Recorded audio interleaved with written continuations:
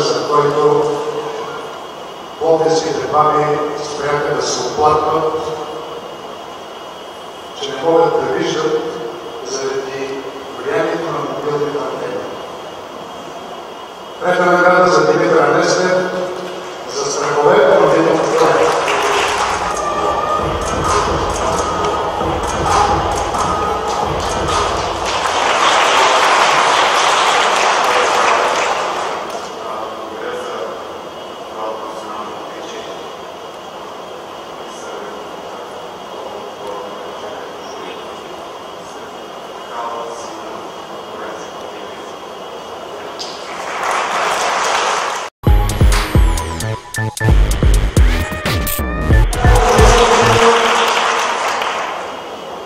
Когато аз съм кавалер на десети, ти само ще го прочетеш. Има удоволствието да кажа, че втора награда печели Евгений Генчев, това е сигурно основа на ревизия.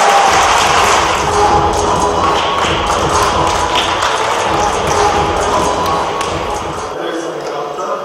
Само, че получих. Хубаво да разкажа за наградата, се може да види. Някакво ми разказаха за един подор, който също не получи награда. Но за разлика от мен не се зарадва. Защо?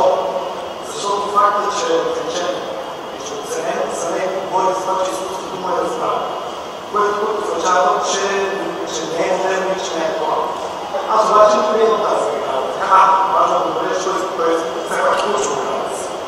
Аз сега приемам така наградата, радвам се, че това, което съм свършил, е оценено и разбрано. И се радвам, защото се познаях много. Благодаря.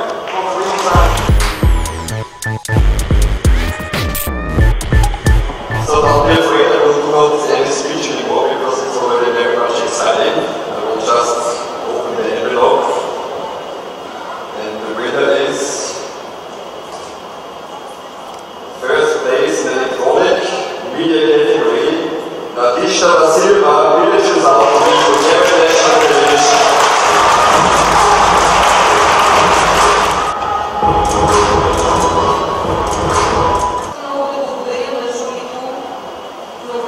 На този конкурс. Много не очаквам да знаме, че получавам тази награда. Това е награда за всеки екип, който следи у нас.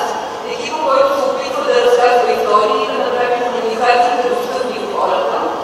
Искам да ви кажа, че на мен ми се е случило дори да правя интервю с мобилния си телефон. Интервю с човек, който нямаше как да снема, понеже камерата ми екипа ми забавяше.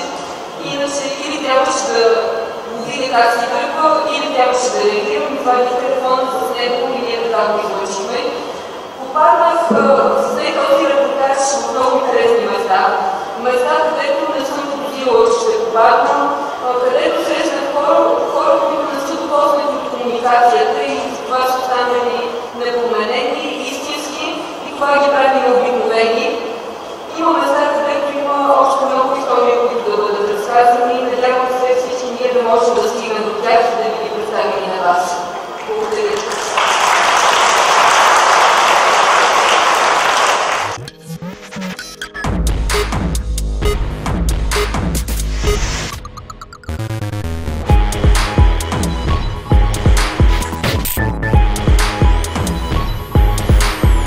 Thank you.